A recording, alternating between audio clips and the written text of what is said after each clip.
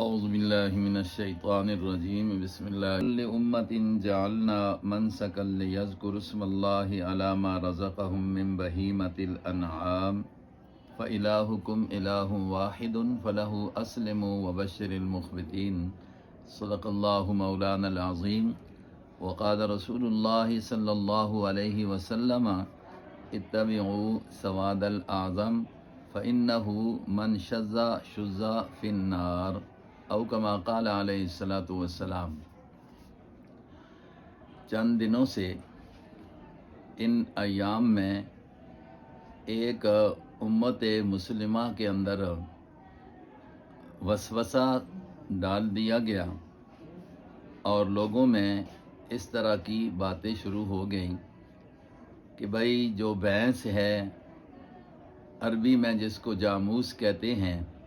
یا اس کا جو نر ہے، اس کی قربانی کا مسئلہ کیسے ہے۔ لاہور سے ایک غیر مقلد عالم نے، جن کے والد کافی مشہور تھے اور کچھ اہل علم بھی سمجھے جاتے تھے، چونکہ باہر سعودیہ میں وہ رہے ہیں، تو ان کے بیٹے نے یہ مسئلہ ایک نیا چھیڑا اور جو نیٹ کے ذریعے، سوشل میڈیا کے ذریعے پورے دنیا پر پھیل گیا اور لوگوں میں شکوک و شبہات پیدا ہوئے۔ ضروری سمجھا گیا، اگرچہ کچھ علماء نے اس کی وضاحتیں کی ہیں، لیکن عوام الناس ان دنوں میں چونکہ قربانی کے عمل کے لیے اپنے آپ کو پیش کیے ہوئے ہیں اور جانوروں کی خرید و فروخت شروع ہے، تو مختلف جگہوں سے سوال فونوں کے ذریعے اور اسی طریقے سے عوام الناس کا مسئلہ کو پوچھنا یہ رہا ہے۔ تو ساتھیوں کی چاہت پر یہ چند باتیں قرآن و سنت کی اور اجماع امت کی روشنی میں سامنے لے آتے ہیں۔ جناب، جن غیر مقلدین نے یہ شوشہ چھوڑا ہے کہ بھائی دیکھیں قرآن پاک کی آیت میں ثمانیۃ ازواج من الضان، یہ آیت کو انہوں نے قربانی کا حکم بنا کر پیش کیا، اور ساتھ یہ بھی کہہ دیا کہ اس 8 کی جو تشریح کی ہے تو وہ نبی نے کی ہے ان جانوروں کے ساتھ، اور اس میں بھینس کا ذکر نہیں ہے۔ میرا خیال یہ ہے کہ اس سے بڑی جہالت کوئی نہیں ہے۔ کسی تفسیر کا اگر وہ حوالہ دے دیتے کہ نبی نے ان کی تشریح میں یہ کہا ہے کہ قربانی کے یہ جانور ہیں، یہ بالکل انہوں نے نبی کے ذمے جھوٹ بولا ہے۔ اس لیے اگر یہ دیکھ لیتے اپنی تفاسیر، جو جمہور کی تفاسیر ہیں، اس سے ہٹ کر یہ اپنے غیر مقلدین کی تفسیری دیکھ لیتے تو کبھی بھی اس آیت کا مصداق قربانی کے مسئلے کو نہ لگاتے، جبکہ یہ آیات ان مشرکین کی رد میں ہے کہ جو اللہ کی حلال کردہ جانوروں کو حرام قرار دیا کرتے تھے۔ اللہ ان کی رد فرما رہے ہیں، پیچھے سے یہ مسئلہ چل رہا ہے اور بتا رہے ہیں کہ یہ اللہ نے حلال کیے ہیں، تمہارے حرام کرنے سے نہیں ہوتے۔ آیت کا مفہوم یہی ہے، اور یہی مفہوم جو ہے ان کی اپنی جو تفاسیر ہیں جو غیر مقلدین کے ہیں۔ ویسے غیر مقلد جو ہے ہر بندہ مجتہد سمجھا جاتا ہے، شاید ابتسام الہی ظہیر صاحب بھی اپنے آپ کو مجتہد کہتے ہوں، لیکن ایسا اجتہاد کہ جس میں قرآن کی تحریف ہو اور من مانی تفسیر ہو، تو اس حدیث کو ان کو سامنے رکھنا چاہیے تھا کہ نبی علیہ السلام نے فرمایا ہے کہ جو آدمی قرآن میں اپنی رائے کو داخل کرے گا تو وہ اپنا ٹھکانہ کس کو بنائے؟ جہنم کو بنائے۔ تو دیکھیں میرے سامنے یہ تفسیر ہے غیر مقلدین کے مشہور، مطلب یہ ہے کہ مفسر ہیں جن کے بارے میں یہ الفاظ لکھے ہوئے ہیں کہ یہ مفسر قرآن، شیخ الحدیث حضرت الحافظ الحاج مولانا ابو محمد عبد الستار صاحب، امام جماعت غرباء اہل حدیث، یہ ان کے فوائد اور تفسیر ہے، اور ترجمہ جو ہے یہ جونا گڑھی کا ہے، اور یہی وہ ترجمہ اور تفاسیر غالباً کہ جو سعودیہ سے بھی چھپتی رہتی ہے اسی مضمون کے، یہ تو پاکستان کی چھپی ہوئی ہے۔ یہ اس میں بھی صاف لکھا ہوا ہے کہ یہ جو آیات انہوں نے پیش کی ہیں وہ جو 8ویں سپارے کی، تو ان سے مراد یہ قربانی کا مسئلہ نہیں بلکہ وہ مشرکین کی رد کے لیے آیات ہیں۔ اسی طریقے سے میرے پاس یہ تفسیر بھی موجود ہے انہی کی غیر مقلدین کی، اور یہ ہے احسن البیان۔ ترجمہ اس کا بھی جو ہے وہ ترجمہ جونا گڑی صاحب کا ہے، اور اوپر تفسیر ہے احسن البیان۔ کہتے ہیں کہ یہ ماخوذ ہے من التفاسیر سلفیۃ الماسورہ، تو گویا سارے سلفیوں سے یہ تفسیر نقل کی ہوئی ہے۔ تو اس میں بھی انہوں نے یہ کہا ہے کہ یہ آیات ثمانیۃ ازواج من الضان اثنین ومن الماعز اثنین، جہاں یہ 8 جانوروں کا نر مادوں کو شامل کر کے ذکر کیا گیا ہے، تو یہ مشرکین کی اس دور کی جو طریقہ کار تھا اس کی رد مقصود ہے، نہ یہ کہ اس میں قربانی کا مسئلہ ہے۔ تو اسی طرح دیکھیں اس کے علاوہ یہ ایک اور ان کی تفسیر ہے میرے پاس پڑی ہے جس کا نام ہے فتح القدیر، اور یہ فتح القدیر تفسیر ہے ان کے جن کا جو ان کے مفسر ہیں محمد بن علی بن محمد شوکانی، یہ 1250 ہجری میں ان کی وفات ہے۔ اس کے اندر بھی انہوں نے یہ بات صاف لکھی ہے کہ یہ آیات جو ابتسام الہی ظہیر صاحب نے پڑھی ہے، یہ آیات یہ قربانی کے ساتھ نہیں انہوں نے لگایا، بلکہ وہی کہا ہے جو سارے مفسرین نے اس کا معنی کیا اور جو قرآن کا سیاق بتلا رہا ہے۔ اس لیے انہوں نے قرآن کی ان آیات کی تفسیر کر کے رائے کے ساتھ یہ اپنے آپ کے لیے جرم اختیار کیا ہے، اور خواہ مخواہ امت مسلمہ کے اتفاق کو توڑنے کی کوشش کی اور امت میں ایک خدشات کو پھیلایا جو کوئی اچھی چیز نہیں ہوتی ہے۔ اللہ رب العزت ایسے خدشات سے بچنے کی توفیق نصیب فرمائے۔ پھر انہوں نے کہا ہے کہ ہر جو حلال ہو تو وہ حرام ہوگا، وہ اس کی قربانی تو نہیں ٹھیک ہے، پھر ہر ان کی قربانی بھی ہونی چاہیے۔ دیکھیں یہی تفسیر ہے فوائد ستاریہ ان کی، میرے سامنے انہوں نے اس کا معنی کر دیا ہے قربانی کے لیے وہ جانور ہیں جو پالتو جانور ہیں، جو پالتو نہیں ہیں، گھریلو نہیں ہیں، ان کا کوئی بھی نہیں کہتا کہ وہ قربانی کے لیے ہیں۔ حضرت مثال دے رہے تھے جی پھر ہرن بھی حلال ہونی چاہیے، اس کا میں حوالہ دوں گا، آپ کے گھر میں ہے کہ ہرن حلال ہے، وہ ابھی میں آپ کو بتاتا ہوں۔ لیکن قرآن پاک کی آیت میں جہاں قربانی کا مسئلہ بیان کیا گیا ہے، یہ الفاظ ہیں لِكُلِّ أُمَّةٍ جَعَلْنَا مَنْسَكًا لِيَذْكُرُوا اسْمَ اللَّهِ عَلَىٰ مَا رَزَقَهُم مِّن بَهِیمَةِ الْأَنْعَامِ۔ بہیمۃ الانعام کا معنی یہ آپ کا جونا گڑی صاحب جو ہے جس کا مشہور ترجمہ ہے وہ یہ کرتا ہے کہ ہم نے ہر امت کے لیے مقرر کیے، ہم نے مطلب عبادت کے طریقے تاکہ یاد کریں نام اللہ کا اوپر اس چیز کے کہ دی ہے ہم نے ان کو 4 پایوں پالے ہوئے میں سے، 4 پایوں پالے ہوئے میں سے۔ تو پتہ لگتا ہے کہ بہیمۃ الانعام جو قربانی کے لیے ہیں انہوں نے بھی معنی کر کے بتا دیا کہ جو پالتو ہیں، گھریلو جانور ہیں، ان کی قربانی ہے، نہ یہ کہ جنگلی جانور جو ہیں زیبرا کہتے ہیں جی وہ حلال ہے پھر اس کی بھی قربانی ہو، ہرن ہے وہ بھی ہے، وہ بھائی پالتو نہیں ہے۔ تو کم از کم اپنے گھر کی جو تفاسیر ہیں ان کو ہی دیکھ لیتے تو ایسی جرت نہ کرتے پوری امت مسلمہ کے خلاف یہ بات کہنا۔ جہاں تک اپنے ان کے گھر کا مسئلہ ہے تو وہ دیکھیں ہدایہ، آپ دیکھیں اس کے حاشیے پر یہ حوالہ موجود ہے، ان کے اپنے گھر کا مسئلہ۔ گویا ابتسام الہی ظہیر صاحب کو اگر بڑی بات کرنا ہی تھی تو کم از کم اپنے والد صاحب کا حوالہ دے دیتے کہ انہوں نے بھی کہا ہے کہ قربانی ٹھیک نہیں ہے۔ میرا خیال ہے کہ ان کی بات بھی ان کو نہیں ملی کہ بھینس کی قربانی ٹھیک نہیں ہے، اگر ہوتی تو ظالماً کم از کم یار اپنے ابا جی کے تو مان لیتے نا، ائمہ کی تو آپ نے نہیں ماننی ہے تو ان کا ذکر کر دیتے۔ وہ سعودی عرب رہے ہیں، پھر یہاں ان کا ایک مقام تھا علمی، آپ مطلب یہ آپ اب مفتی بن گئے ہیں، انہوں نے کبھی تقریر میں کہا ہے زندگی ان کی گزری ہے کہ بھینس کی قربانی نہیں ہے۔ آپ کے بارے میں ہاں یہ بات تو ملتی ہے، دیکھیں لکھا ہے قالت ظاہریہ تو یجوز التضحیہ بکل حیوان وحشی، اصحاب ظواہر جیسے کہ آپ ہیں، ان کے نزدیک یہ ہے کہ ہر حیوان وحشی ہو یا انسی ہو، گھریلو ہو، وکل طائر یوکل لحمہ، اور ہر وہ پرندہ جس کا گوشت کھایا جاتا ہے اس کی قربانی جائز ہے۔ اور دلیل کیا دیتا ہے؟ کہتا ہے بے حدیث لے حدیث ابی ہریرہ، ابو ہریرہ کی حدیث کی وجہ سے قربانی۔ تو اب آپ کے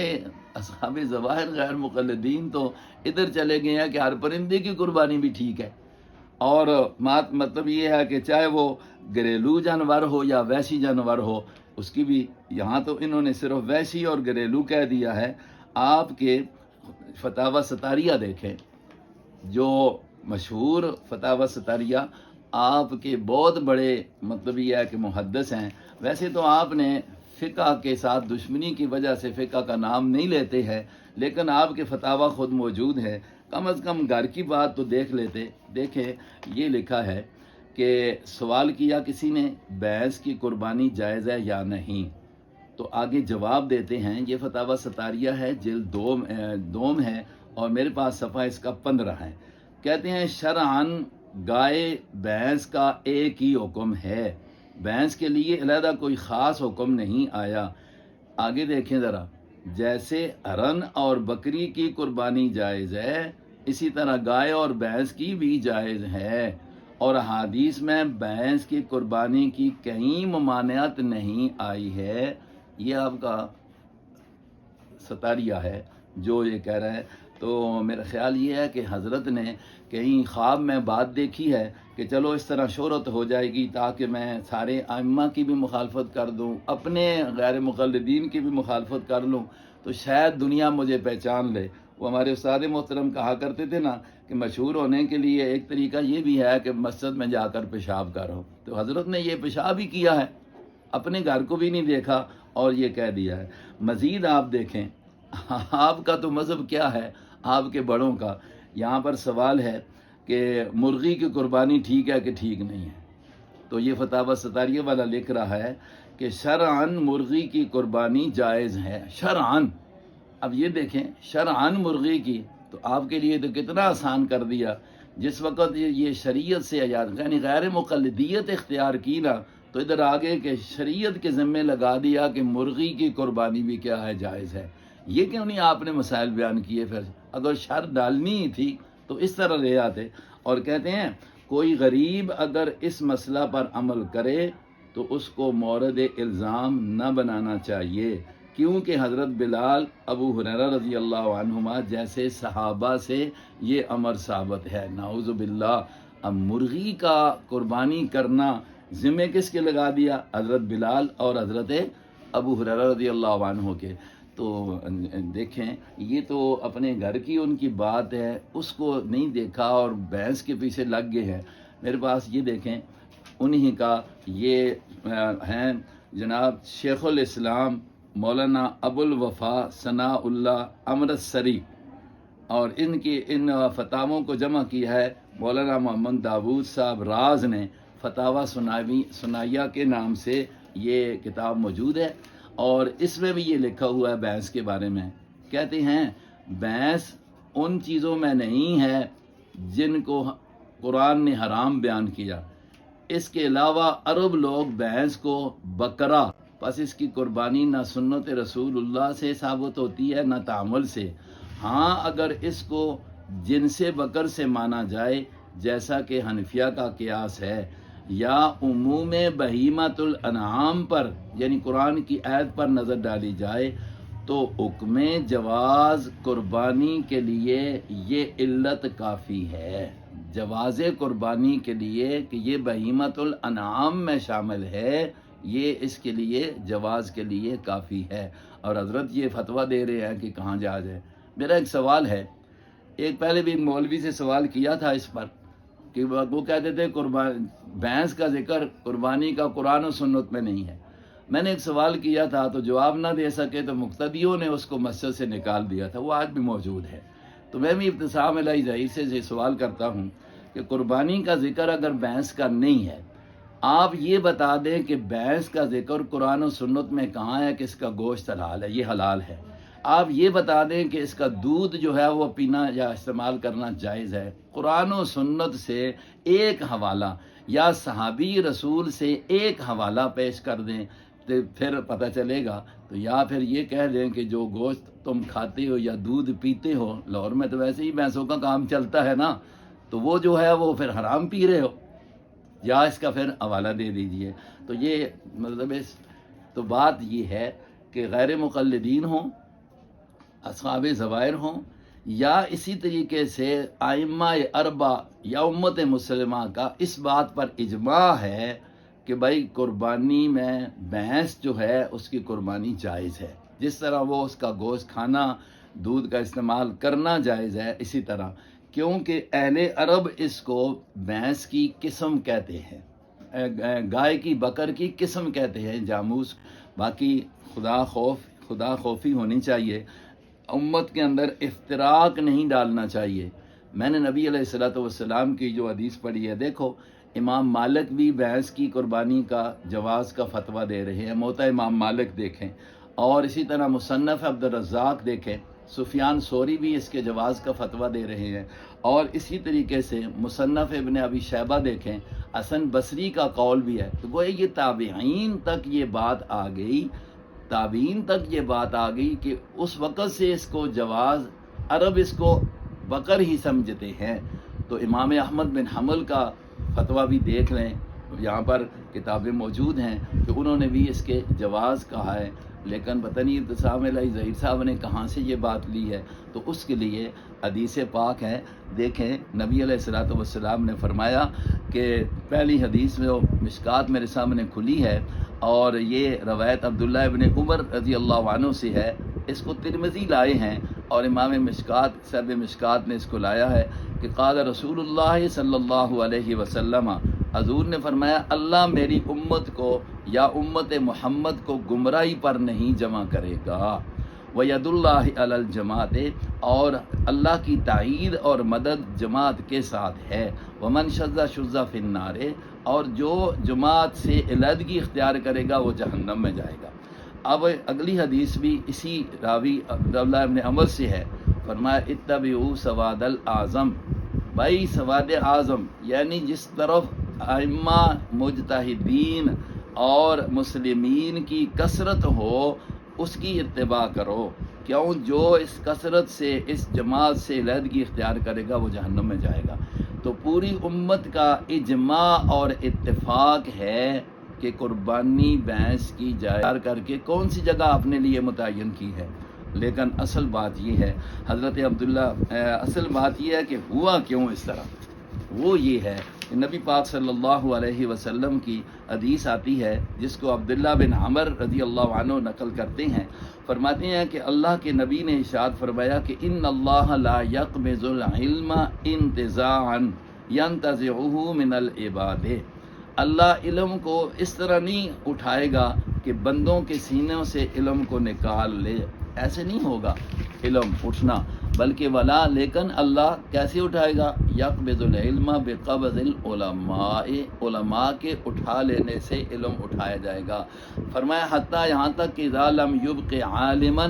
جس وقت کوئی عالم نہیں رہے گا، اتخذ الناس رؤوسا جہالا، پھر لوگ اپنا سربراہ، اپنا امام، اپنا پیشوا، اپنا قاضی کس کو بنائیں گے، جاہلوں کو، فسئلوا، پس ان سے سوال کریں گے، ففتوا، پس وہ فتوے دیں گے بغیر علم کے، بغیر علم کے، پھر کیا ہوگا، فضلوا واضلوا۔ تو اب کسی نے ان سے پوچھا ہوگا تو انہوں نے فتویٰ موبائل کے ذریعے دنیا میں رائج کر دیا، تو یہ کوئی علمی کے خلاف ہے، اس لیے یہ لا علمی پر مبنی ہے، اور یہ امت کو بعض فتنے میں اور ایک شکوک و شبہات میں ڈالنے کی انہوں نے کوشش کی ہے۔ اللہ تبارک و تعالی ہمیں قرآن و سنت اور اجماع امت کے ساتھ رہنے کی توفیق نصیب فرمائے، اور ایسے شکوک و شبہات سے میں عوام الناس کو، علماء کو یہ کہتا ہوں کہ اپنے آپ کو بچا کر رکھیں۔ ایسے شریر لوگ جو ہیں وہ ہمیشہ رہے ہیں اور رہیں گے، ان کی باتوں کی طرف توجہ نہیں کرنا چاہیے۔ یہ نٹ ہیں، نٹ کے عالم ہیں، اللہ اس سے ہمیں بچائے۔ وآخر دعوانا الحمدللہ۔